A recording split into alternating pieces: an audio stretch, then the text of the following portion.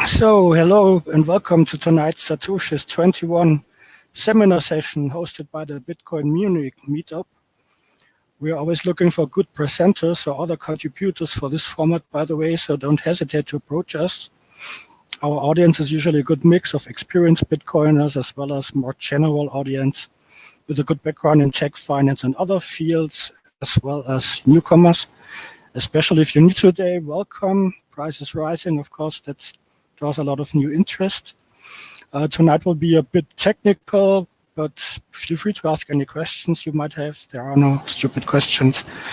And we've also connected a VR room to make this event a little bit more real life-like. So we already tried this out. So even if you're in VR, we can hear you and we can communicate and you can contribute to the discussion later.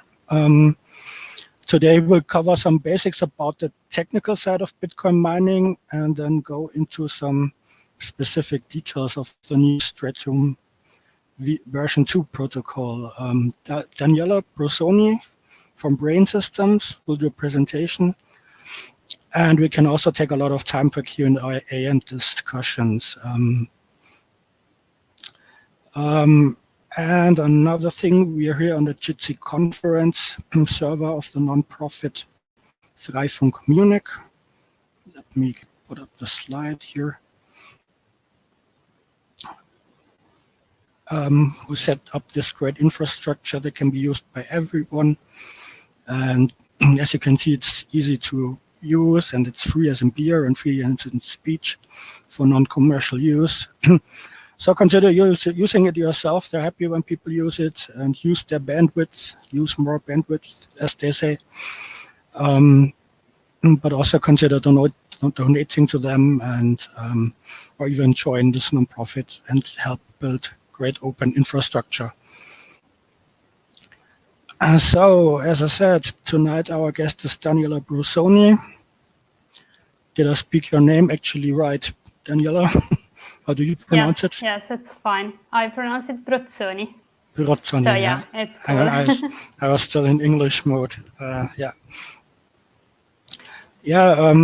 Feel free to introduce yourself further and then let's start. Hi everyone, thanks for having me. I'm Daniela.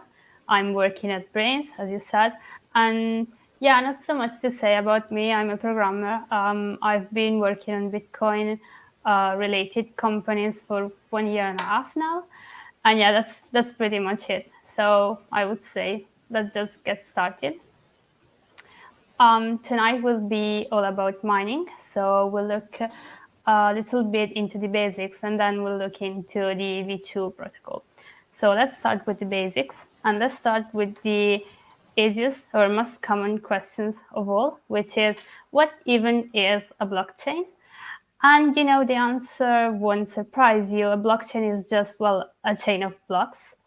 And each one of those blocks contains some Bitcoin transactions. And as you may already know, a new block is added every 10 minutes on average. So what happens when you send a transaction to the network is that this is you're trying to send a transaction from your giant iPhone. And what happens is your transactions get sent to the mempool, which is this space where in the Bitcoin nodes where all the transactions which hasn't been confirmed yet are. And then someone picks them from the mempool and puts them in blocks. So now you may ask, who is the one who's creating blocks? Well, miners are creating blocks. So mining is the process of creating new blocks on the blockchain. And the miner who finds the new block gets paid. In fact, the first transaction in the block is called the Coinbase transaction, and it sends some money to the miner. It sends the block reward, which at the moment is 6.25 Bitcoins. And then it sends the sum of the transaction fees. Those depends a lot on the state of the mempool, but at the moment it's about 1 Bitcoin. So for finding a new block, the miners have to solve a mathematical puzzle. And every 10 minutes, this puzzle is solved by someone, and thus a new block is created. And when a new block is found, all the miners have to start working immediately on the next puzzle. So let's look into a mining device. It's this guy here. It's just a computer which is good at maths. And it spends all day trying to solve this puzzle. It never gets bored. And if you have a lot of those devices, you have a mining farm. So this is just a mining farm, a lot of mining devices working together, usually in the same building, owned by the same person. Let's look a little bit more into this mining puzzle. So the only way of solving this puzzle is doing a lot of calculations, and then you will find one calculation that solves it. And miners have to be efficient doing so. They don't have to waste time not calculating. So we have this term which is hash rate, and the hash rate is a measure of how many calculations per second a miner does. So the higher the hash rate, the higher the chance of finding a solution of the puzzle. Let's look at this mining puzzle with an example. So let's say that the game is rolling dice, and the winner is the first who scores less than the target. I must interrupt you. I think we don't get any video from you anymore. Oh, okay. I think also the slide. Yeah, now we can see it again. Yeah. Okay, so now is everything fine? Hello? Now, Can't hear you. now we are. Oh, wait, so now it works, Voice but is not when I open it?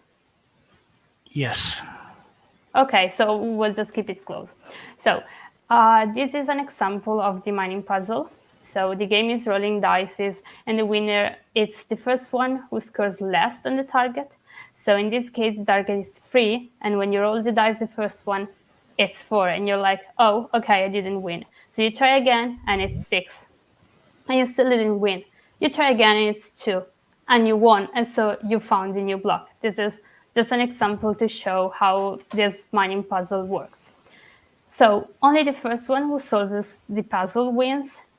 So if you want a higher chance of winning, you have to roll the dice as quickly as possible, and you don't have to waste any time between the rolls. You just want to keep rolling till you find a solution. The same applies for miners, even though their mining puzzle is not rolling dice.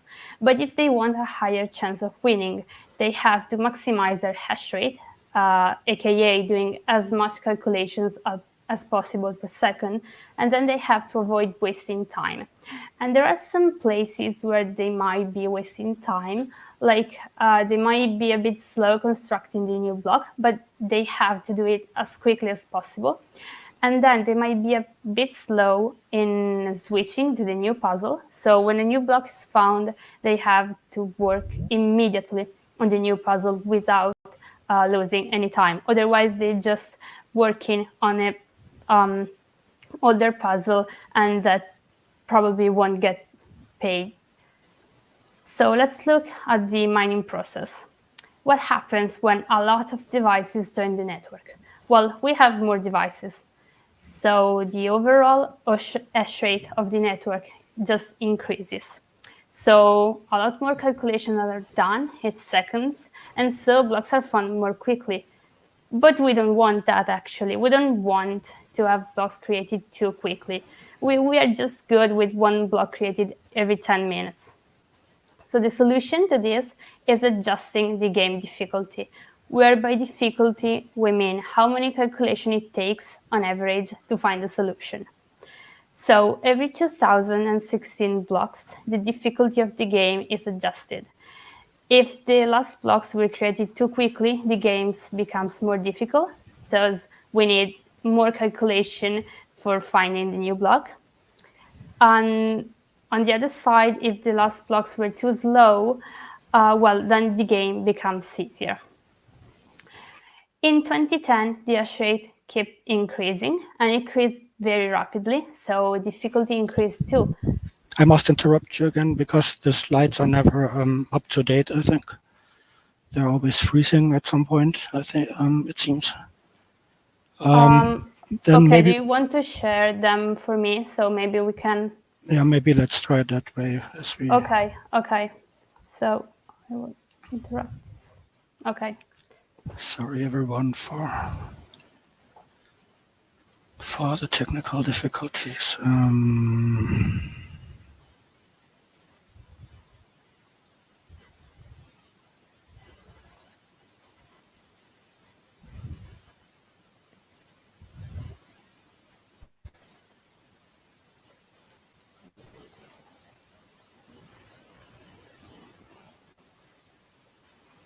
So, Okay, I can see them. And it was one slide before. Oh, 2 slides before, actually. The 11. 11, right? Yeah. Okay. Okay, so when the hash rate kept increased very rapidly, the difficulty increased too. And for solo miners, mining was not profitable anymore. And by solo miners, we mean those miners were just one farm mining just by themselves. That's because the farms with a lower hash rate had a lot of problems, could rarely find blocks. Okay, so maybe they would find block, I don't know, once every month, and that was not good. So the solution for this is using mining pools. So mining pools are just a bunch of miners who probably don't even know each other working together to solve the puzzle. And then when the puzzle is solved, they share the payout. So the Coinbase transaction pays to the pool address, and then the pool shares the rewards with the miners. The miners paid proportionally to how much hash rate they have, meaning that the bigger miners still earn more than the smaller ones. The difference is that the smaller ones get more than one payout a day instead of one payout each month or something like that. So this decreases the payout variance. Let's look at that with an example. So let's say a certain miner could find on average one block after working for one whole year. So 1 year of all the machines using energy and paying rent and paying the machines, and then you find the block. This is a problem, obviously. So instead of working alone, the miner joins a mining pool. Now the miner gets paid a little bit less because the pool has some fees, but still the miner doesn't have to wait one whole year for getting paid. It will just get paid a couple of times a day, which is way better. The first mining pool was invented in 2010, and it's Slush Pool, which is now operated by Brains. Next, please. So how can a mining pool calculate a miner's hash rate? So the pool asks the miners to solve the puzzle with a lower difficulty. This means that the pool is sending you a job, which is just a block template, so some data which has to be filled with the solution. And when you find the solution, you send the solution back to the pool, and this is called a share. The puzzles which are valid for the pool's difficulty are used just for calculating your hash rate. So for example, you submit 15 shares in 1 minute, and the pool, knowing that, will be able to calculate your hash rate. The puzzles which are valid for the network's difficulty are broadcasted, and those are the new blocks. And know that if a puzzle is valid for the network's difficulty, it's valid for the pool's difficulty too. And we'll see why in a moment with an example. So next slide, please. Okay, so this time we have 2 different targets. The first one is the network target, the Bitcoin network target, which is free.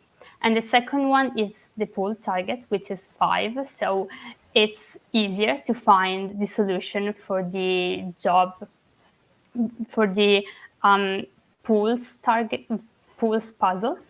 So you roll a dice, you get a 6, and that's not enough, neither for the Bitcoin network or for the pool. You roll again, you get a 4, and that's not enough for the network, but it's enough for the pool. So you just send can you still hear me? Sorry. Yeah, okay. So you just send the solution to the pool. You tell the pool, hey, I solved your game, look at that. And then if you roll again, you get a 2, then you send the solution to the pool, and the pool will notice that it's valid for the Bitcoin network. So it will broadcast the block, and it will get paid. So let's look now, next please. Still at the mining basics, but with a little bit more of technical, just a little bit, just a couple of slides. Next, please. So let's see what this puzzle really is. The puzzle is, please find a block whose header hash, and we'll see later what the header of the block is lower than the current network target. The network target is just a number, and it depends on the current difficulty. So the miners construct a block and then manipulate various fields of it to change the header hash. Next, please. Let's look at how this block is constructed.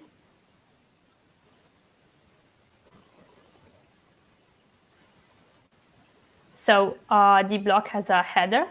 The header contains the previous block hash, which obviously is going to point to the previous block. So you can't change it just for trying to find a valid hash, okay? You're just going to put there the previous block hash, and then you don't touch it.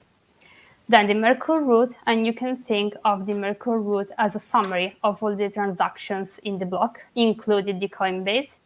So it needs to be recalculated each time the transactions are modified. So if you add a transaction, if you remove it, if you shuffle the transaction list, if you modify something, you have to recalculate the Merkle root. Then you can change some bits in the version. You can use the bits in the nonce field.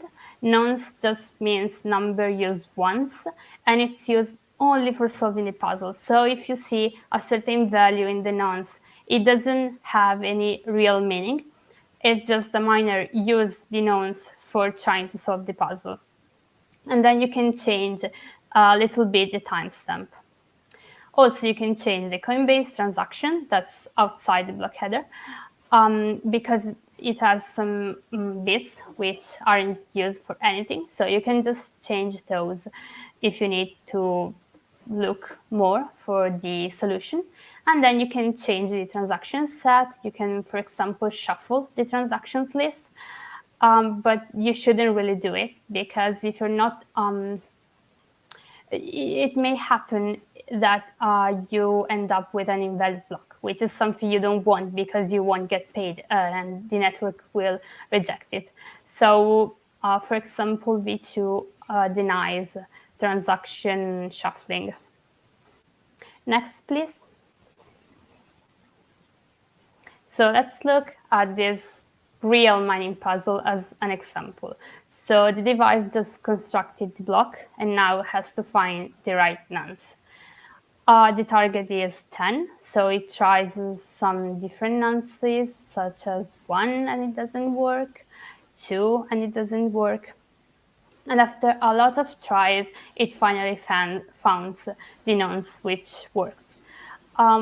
Please notice that it happens a lot of times that you finish the space for searching in the nonce. So you try all the numbers possible and you still can't find the solution. And so you have to change the Coinbase data or change the version or the timestamp. So yeah, that's it for the basics of mining. Someone has any questions? Next slide, if you want.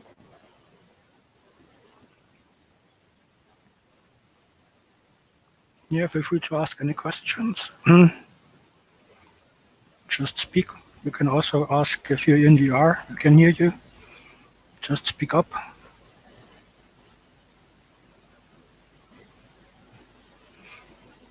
Okay, everybody knows everything, so let's continue.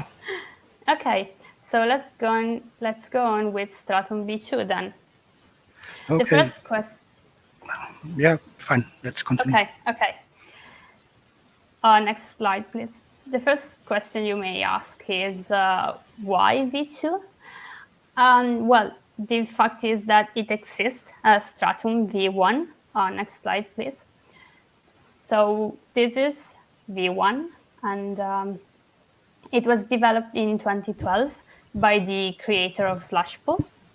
It is used by pools and miners to speak with each other, but it had some technical flaws, such as the messages are not encrypted and the miners didn't get to construct their own blocks. So the pool just gave the block already filled to the miners and they would just work on it, but they couldn't decide the transactions to be included in the block. So next, please. One thing you may notice is that there are a lot of open connections from the device to the pool. So to just reduce the connections on server side, you can use the mining proxies. Those just aggregates hash rate, so they look like one single device from the pool side. Next, please. So as I said, V1 had some technical flaws, and there were some tries to improve it. The first one is Better Ash, which was presented by Matt Corallo in 2018. It allowed miners to construct their own blocks, and it was a bit difficult to implement from pool side, so it was never really implemented. Instead, in 2019, Corallo joined forces with Pavel Moravec and Jan Čapek, and they created Stratum V2. Next, please. Let's look at the design of V2. So it's composed of 4 different subprotocols. The mining protocol, which is the mandatory one, and all the other ones, you are not. It's not mandatory to implement them, and those are the template distribution protocol, the job negotiation protocol, and the job distribution protocol. Next, please. So as I said, the mining protocol is the important one. It's the main protocol. It's the direct successor of Stratum V1. And it's used for communication between the devices, the proxies, and the pools. It addresses some V1 flows, like it prevents the man-in-the-middle attacks. It reduces the bandwidth consumption, and it introduces the concept of mining channels. Next, please. Let's look at what a man-in-the-middle attack is. So we have a pool, which is sending jobs to the device, and the device is sending back shares. In V1, those messages are all exchanged in plain text. So what could happen is that you could have a malicious third party which sits in between the pool and the device. And first of all, this party could read everything, and this is an obvious privacy leak because the third party will know everything about your miners. But another attack that this third party could do is it could steal a little bit of your shares and submit them to the pool as if they were their own, okay? So in this case, you wouldn't even notice that this happened because if the third party just steals 1% of your shares, you look at your payouts and you're going to be like, okay, it's a little bit less than usual, but maybe I'm unlucky today or something like that. So yeah, the bad thing about these attacks is that you won't even notice that you're being attacked. So what V2 does, it uses unencryption schemes for all the messages, which provides confidentiality and integrity for the messages. So no one will be able to read the messages you send to the pool or to modify them. Next, please. Then V2 reduces the bandwidth consumption. So the protocol goes completely binary instead of JSON-based, and JSON is, a little bit, creates bigger messages. So if you look at the size of a shared submission message, in V1 it's about 100 bytes, while in V2 it's just 32 bytes without encryption and 48 with encryption. So it's a lot better. And then V2 eliminates some redundant messages that were basically not used or not important. Next, please.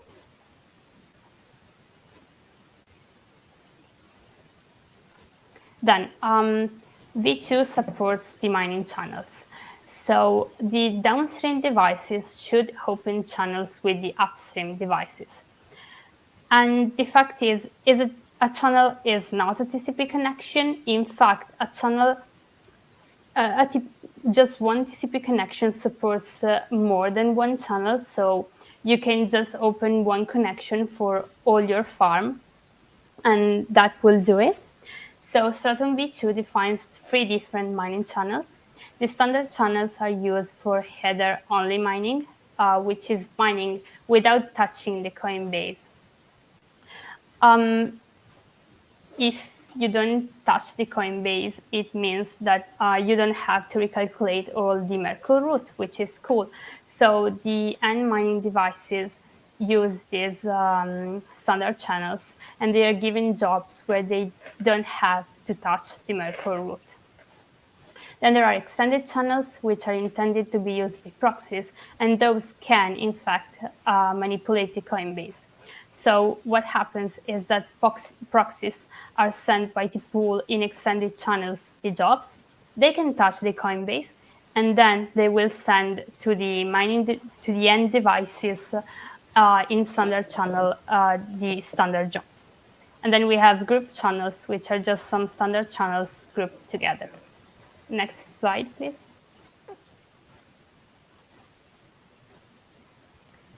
Okay, so let's look at another protocol, which is the template distribution protocol. It's used for getting information out of Bitcoin Core. It replaces getBlock template, the RPC call, which is now in Core. As this protocol is more efficient and more easy to implement, as we said before, it's super important for miners to be efficient, to not waste time when asking for the new block to Bitcoin Core. So it's also used for broadcasting blocks when they are found. Because in this case, when a miner finds a new block, it broadcasts instead of sending it to the pool. And this way, the pool can censor invalid blocks.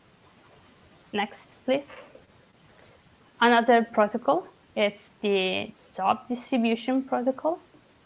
Job negotiation protocol. And it's used by miners to negotiate a block template with a pool.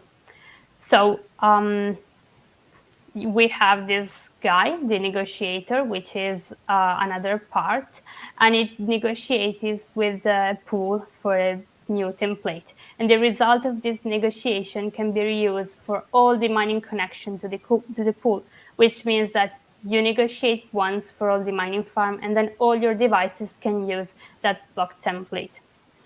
This improves decentralization, as the miners can choose their own signaling bits and their own transaction set. But we have to remember it's still a negotiation. So next, please. As a negotiation, it might succeed, or well, another case is that it fails. Next one.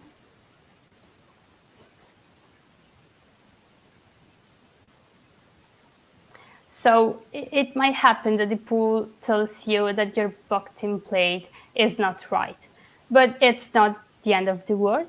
Next one, please. You just ask again to the pool, and this negotiation phase goes on until a block template is found.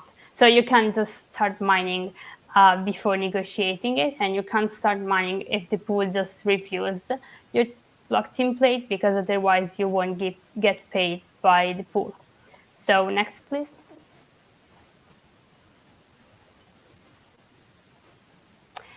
There are different reasons for the negotiation to fail. It might be your fault, like you included invalid transactions in the block, or you put the wrong payout address. But it might also happen that the pool just wants to censor certain transactions, and it asks you to remove them from the block template. So in fact, the pool can still do some censorship. It can still avoid to mine some transactions.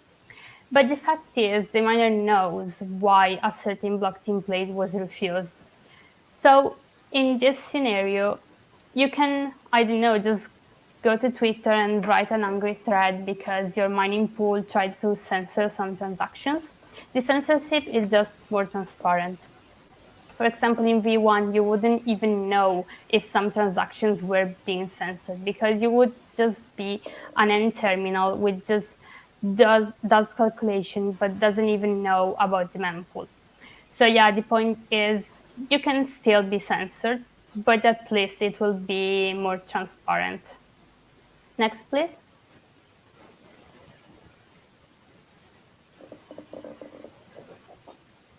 The last protocol is the job distribution protocol. It's used to pass newly negotiated work to the interested nodes, to the proxies or the end devices. Usually proxies are the one distributing them.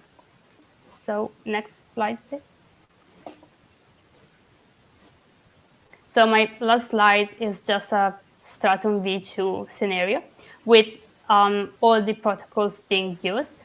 So the first thing is the template distribution. The negotiator just asks core for the block template and core answers. And then there is the negotiation phase where the negotiator and the pool just negotiate the block template. So as I was saying before, the negotiator asks, is my template okay? And the pool goes like with yes or nah, I don't like it. And that goes on for a while. Then there is the job distribution. So once you have the job to work on, you have to distribute them to all the devices. And then there is just the mining protocol, which is the devices working and sending the job to the proxy and the proxy to the pool, etc. So yeah, that was it. Next slide. If you have any questions, feel free to reach out. Or if you're super shy, you can also reach out on Twitter. Thanks.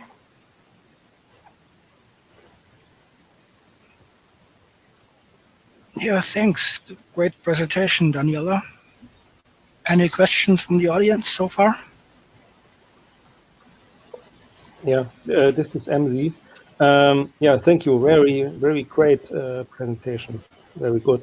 My question would be, so in my mind, it should be enough if at every pool, at least one of the miners is doing, trying to use their own templates to figure out that the pool is denying certain transactions or something. So at least one will be needed, and the others can just play along and just using the templates from the pool, right? Well, yeah, but do you trust that miner to be a good player? Because I mean, maybe that miner is also trying to censor some transactions. So I think that the right thing to do would be everyone using that block template, because it's like saying we don't need to run our own nodes because someone else will do that for us. I mean, Bitcoin works even if you don't run your own node, but you should really do so. So yes, it's true. 1 or 10 people running the block the job negotiation protocol are enough for discovering if a pool is censoring some transactions. But I don't think you should trust them and just avoid negotiation the blocks. Also, you have to consider that the block has some bits for signaling. So, for example, in this period, we are speaking a lot about Taproot, and there are some bits to signal if you are pro or against Taproot. and you want to run your own negotiator, so you can put your own signaling bits in the block you mine. So you're just voting, but you're voting what you want and not what the pool wants. So yeah, that's pretty much it. Okay. Yeah, I see. Yeah, makes sense that you do it yourself and not just move the problem to somebody else. But I want to add that I'm a little bit against saying that is voting from the miners, because actually they only signaling readiness for upgrades. So I'm against the view that it's voting for something and for the version bits. Okay, yeah, I see your point.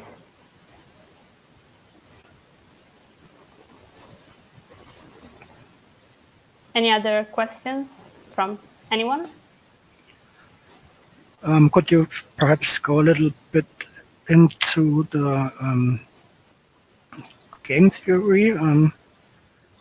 Why should pools adopt it if they are giving away the power to the individual hashers?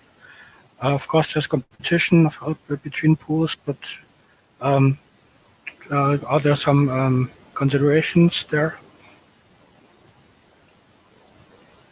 Yeah, I see your point. So if you just look at the mining protocol, it doesn't make sense to not upgrade because it's more efficient. Okay. But speaking of the other protocols, yeah, it's right. So bad pool might want to avoid the negotiation at all to still go on censoring transactions. But I mean, at least this could reveal bad actors. But yeah, I see your point. If you're a bad pool, I don't think it makes sense to just let the nodes make their own blocks, because they will at some point discover that you're not acting fairly. So yeah, I see your point. Okay, any other questions from somebody? Yeah, I'll ask one. Great presentation, Daniela. So you said the template distribution is going to replace the get block template in RPC in Bitcoin Core. Is there potentially going to be a new RPC in Core that does what Stratum version 2 does in addition to the get block template RPC that's already there? Are there going to be two RPCs? Is basically my question. I don't think so. I mean, some parts are still not very specified, so I'm not sure. I think that get block template will be just replaced, but then you don't need any other templates in Core, because you just use the node for having all the transactions to put in block, but then everything else you just use your own software. So I would say just one RPC to replace get block template, and then you don't need anything else. Yeah, I think so. Do you know if people are using get block template, the get block template RPC? I've never used it for anything, but obviously I haven't done mining pool type stuff. Not sure. I don't know, because I think it's quite slow.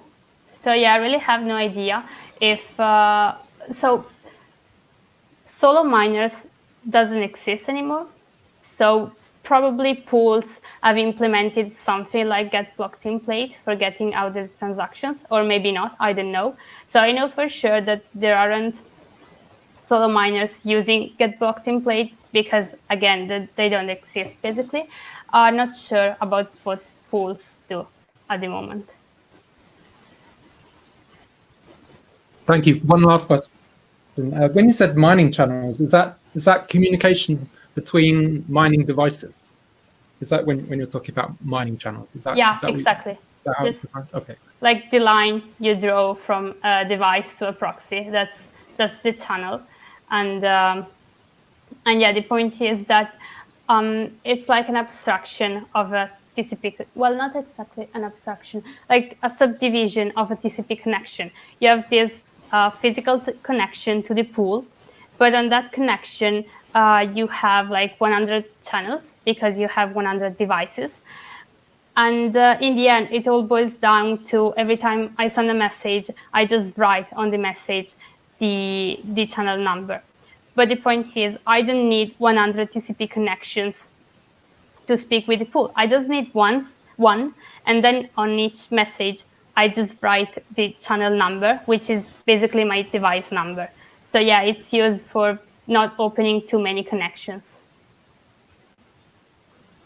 Okay, thank you very much. There's a question from YouTube. What is the current state of deployment in the wild? Did you have any feedback from miners regarding the migration, and are some of them being apathic? I didn't know of any feedbacks at the moment. I do know that the mining protocol, at least some parts of it, are actually in production. So if you use /pool and Brains firmware, you can use the mining protocol to communicate. Otherwise, if you don't use the mining firmware, you can still use a proxy, which just translates from V2 to V1. Or if you don't want to use /pool and your pool just speaks V1, you can still use a proxy. But yeah, I didn't know if you saw that, but Square Crypto is giving some grants for the Stratum V2 development. This is because there's still a bit of code that needs to be written and some things that need to be documented better or specified. So yeah, that's pretty much it. It's not very used at the moment, I guess, but probably will be in the future. I don't have much feedback. I mean, I didn't know of any feedback, sadly.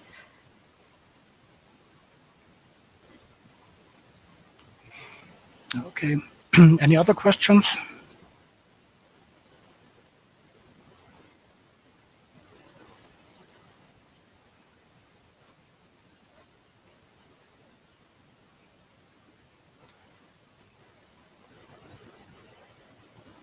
Do you know if any other mining pools are interested in offering this? You mean the grant, or just of in switching to V2? Switching to V2. Well, /pool. I don't know of other pools. Sorry. Okay, thanks.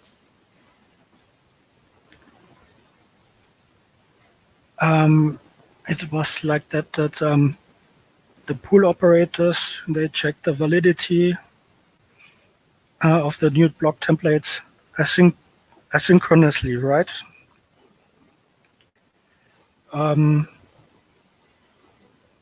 But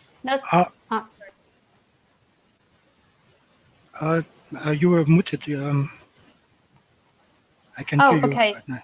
So the question was if it's asynchronous. Yeah, I'm not sure. I'm really not sure. I think, well, the miner just sends the template. The negotiator just sends the template. Yeah, and then the pool replies back. But I don't really know much of the detail of how it's implemented. So yeah, not sure. Sorry. Okay. Any other questions?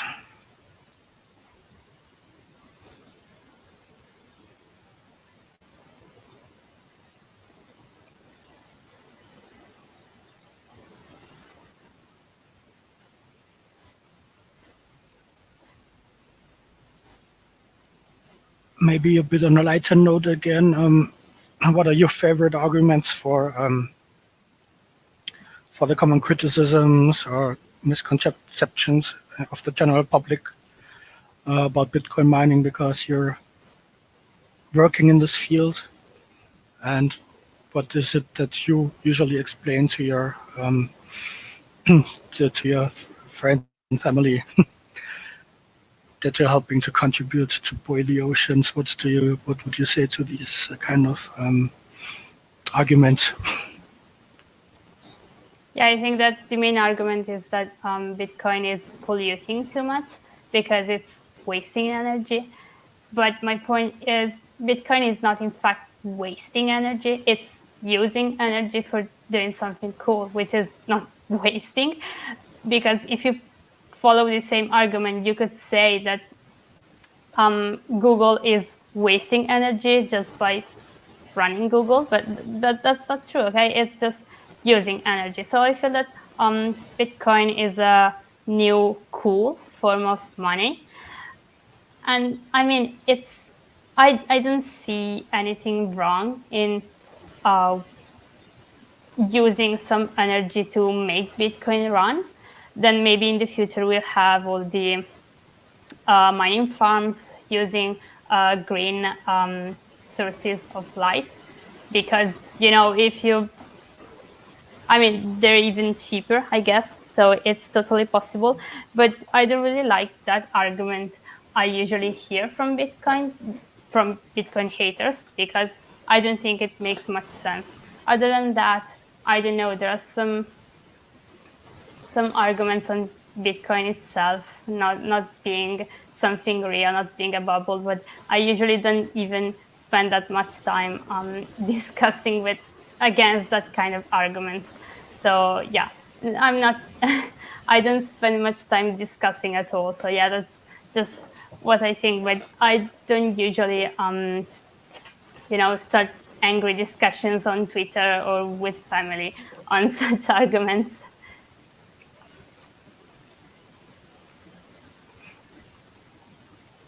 Very fine. Anybody has an opinion on that?